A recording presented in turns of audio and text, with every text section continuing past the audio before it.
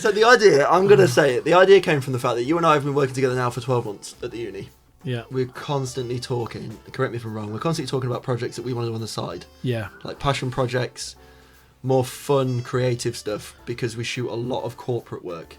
And we're very fortunate to do it for a living, but we have a creativity within us that corporate world doesn't allow for.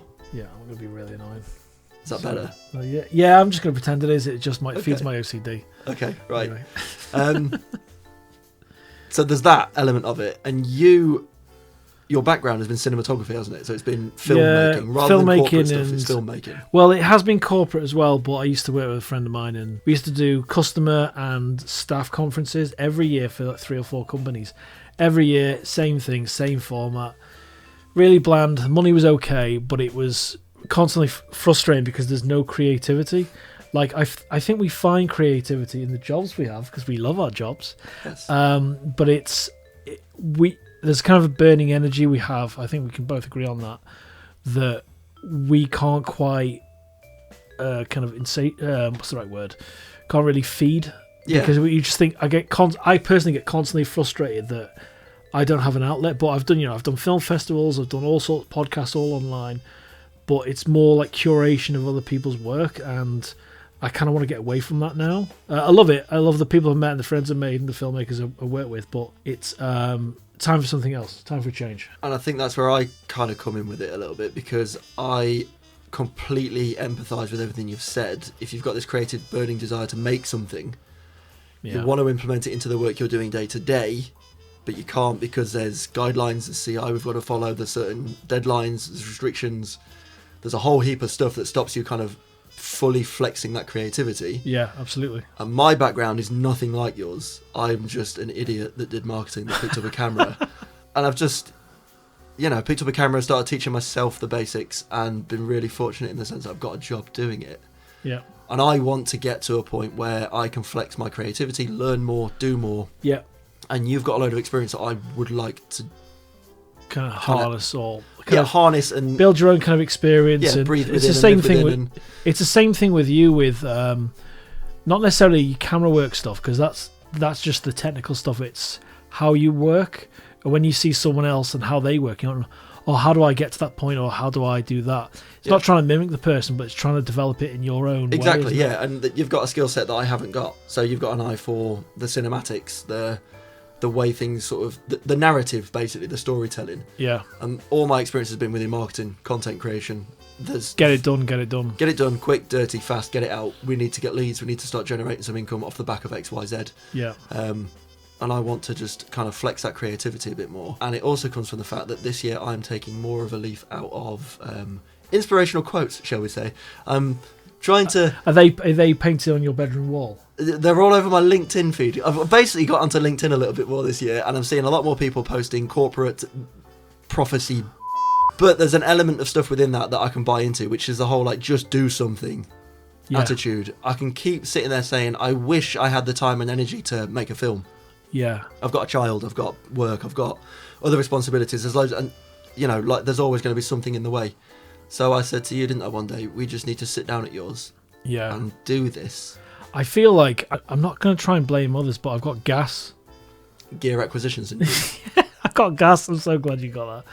But, and when you're on YouTube and you see, they're making such good content, but then when you realise, you step back and they're making videos about gear and like, I've got this nice shiny thing, like I've got this small rig handle, or I've got this cage, and I need that microphone.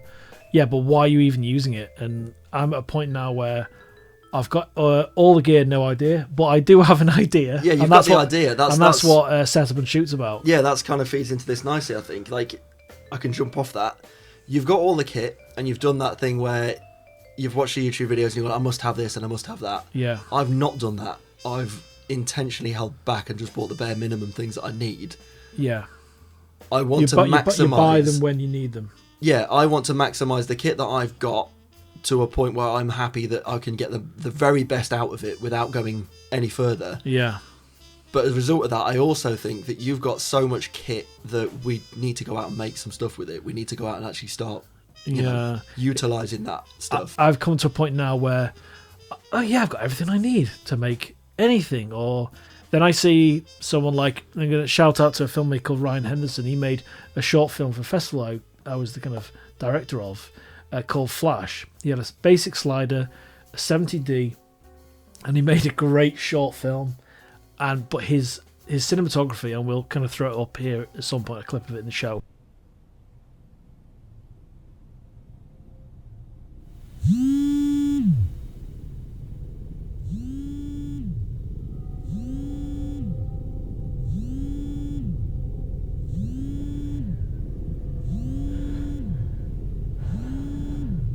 Ryan's super talented, but he makes it. He makes the content, and that's why I'm so happy to kind of champion people. You've got some ideas yourself. You've been talking about the script for a little while that you want to film, which is going to feed into, little spoiler alert, it's going to feed into the majority of the videos going forward. Yep. And I think that's sort of what we were sat in the car. I seem to remember us being sat in the car on the way to a shoot the other side of Chester. And listening to me rant about something. Yeah, listen to you rant about it. And that's the penny sort of dropped in my head that we need to just do it. Just do it. Yeah. Because I want you to do it because you've been talking about it. It's something you're passionate about, and I think you're going to be able to deliver it well. Yeah, and enthusiasm is infectious, isn't it? Yeah, I want to be part of it because it sounds interesting to me. Yeah. From my point of view. And I think we both want to do this channel because we think it's going to be a great learning curve for other people in the same situation as us that keep making excuses not to do the thing they want to do. Yeah, because I wouldn't be surprised if there's a lot of people like you and I, or a lot of people that buy the camera gear but then end up making videos about gear. Yeah. The first short that I think we end up working on is going to be, we're going to call it, it is called Chords. We won't say too much about it now because I think we'll do that in like a follow-up video. We're going to do it the next video after this. This is kind of the launch video. This is what we want to do. This is why it's a little bit raw, and I'm like that behind my mic and all that, trying to hide. The next video is going to actually be a little bit about episode of the production diary for Chords. I think it's going to break it down in terms of not too much of the story, because the last thing I want to do is go, here's the script, here's the PDF, here's exactly what it is. It's not a sold product or anything we're making money from or looking to make money from, but it's, it's something I've written and I wrote years ago, and we want to kind of work on that together. We want that to be the first kind of thing we produce together, and where our creative energy goes together. And the script's finished. There's possible casting, but we'll talk about it in a future episode. And yeah, it's a two character short film, and we're looking to shoot it in this year. And like you say, if we produce one short film this year, but it's to the standard we know we can get, and work with like-minded people to produce it, I think we'll be really happy. Be a learning curve for us both as well, because it'll knock some. I'll learn a lot from it, and it might. Oh yeah. Not saying that you need to learn more, because that's really no, but it's But it might knock the cobwebs. Oh, it will, because the cobwebs. It's like a haunted mansion right now. Yeah, because you've been doing a lot of stuff for other people over the last few years, as you've said, with your podcast and that. Yeah. So it'd be good to kind of knock your own creative cobwebs off, as it were, and kind of go, no, I'm passionate about this, and let's get out and film it, and let's get this done. Yeah, absolutely. So I think that gives you a bit of flavour for what we're looking for. So the next episode, really, we've got to plan the content for how we're going to do it. I think we've bounced this idea off each other. I think the concept's going to be, Alex has got the script written for Chords. He knows what he wants it to look like. This is Alex's film, as it were. This is his short. I'm just along for the ride. No, but we're both produced, like full-fledged producers on this. Yeah, that's kind of what it's going to. So the next bit of this is going to be breaking down. Each episode we're going to do is going to be trying to break down the barriers for you as viewers of what the problems are that arise filming a short film, us overcoming said short barriers, us trying to push through them, develop the script and actually produce a short film. So all the things that you as a viewer might be sat there going, oh, I haven't got the time, I haven't got the resources, I haven't got the money, I haven't got all these different problems. Yeah. We're going to run into the same problems, because that's the things that stop us doing it. Yeah. I've got a child who's in nursery, and I've got to work, and I've got to get back, and I've got to get him to bed, and I've got to have some dinner, and I've got to spend some time with my wife and my family and stuff, because that's... A few moments later. I'm not going to let this stop me. That is a barrier. Let's film it, how we get over it, how we circumnavigate it, how we challenge that and fix it. And then hopefully you as viewers can come along for the ride and learn and create your own content. And who knows, we've also said looking too far into the future, I've got a habit of doing this, getting all excited, thinking I've already got millions of viewers on the other side of this. I know, yeah. But it's kind of just... Hi, everyone. Hi, everyone. We've got an ambition to, at some point... I'm gonna ruin your flag. Where are you going? Do you know what I didn't do? I didn't turn this light on. Oh, Alex, you've ruined it. We're going to have to reset. My arse show. Did I show my arse? I didn't look. I was looking up there at what you were doing. Sorry, yeah. I just got my separation now. Look at that. You just... And it would be great if along the journey we did pick up a few people that were, subscribed and following. Yeah.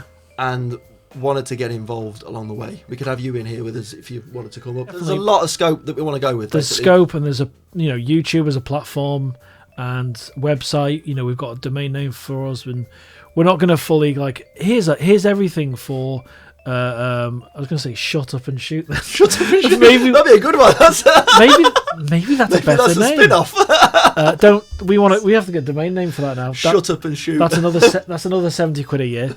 But no, with set up and shoot, we want to document the process, and like Jack said previously, and I'll try and sum up if I can poorly, of course, is just go through those steps, those basic steps to get a short film made. And I know it's going to really be a cathartic process for us, especially for me, in terms of my background. And I produce so many, and I've edited. I'm an editor by nature, more than anything else. But yeah, I really want to make. I didn't make a final year short film at uni, but I produced and worked on so many. That's where my anger is. I come back full circle. You got a first, yeah. You got a first if you produced your own film. Yeah, exactly. So yeah, I think this is going to be a really kind of cathartic and really healthy way of getting that creative energy out. Yeah. And I just want, on that note as well, I just want to touch on the timings of this. We're not YouTubers. Yeah. And I just want anyone who's watching this to understand that we are not dedicated YouTubers. We're not in the game of doing this religiously. So don't expect us to be putting out videos every week. We are literally just going to be finding time to record these when we can. And we are determined to get it off the ground and get there with something, but we are setting realistic goals around our own wives, families, lives, everything, Love Island, all that. This might not even be the format for production diaries. I think our production diaries are going to be a bit more, have a lot more kind of air to them, or breathing room. Like, we don't want to be in here doing this. Say it's the chords, like musical chords, and we do a location scouting episode about location scouting generally, or location where we live relatively close to kind of North Wales, and where we're going to go and shoot is somewhere around there. Won't say where yet, but we're going to dedicate a whole episode just to that. So we'll go out and film some bits, do behind the scenes, get some actual test shots. So we'll actually be out doing stuff. This is going to be the basis for podcasts and vlogging. Yeah. But we're hoping... This is the safe space. This is a safe space. As we're videographers, though, we're going to go out and get some real cinematic shots, guys. Yeah, let's hope it's decent and not some sort of, shots of leaves, camera stuff. Do you know what I mean? Like everyone has. That's what I'm shooting. Yeah, I'm shooting leaves in the sun behind some. I've got loads of shots of that. There's some light. There's some light leaks. There's some light leaks. a little bit of a light leak across the water. Yeah. That is my bread and butter. That's my cinematic footage. But then you think you've got something. Yeah. You've got nothing. It's a test shot. It's not even a test shot with people. What would you grade it? Teal and orange. Teal and orange. Oh yeah, grade. full. Oh my god. Anyway, tangent. We should have a tangent warning. We should, yeah.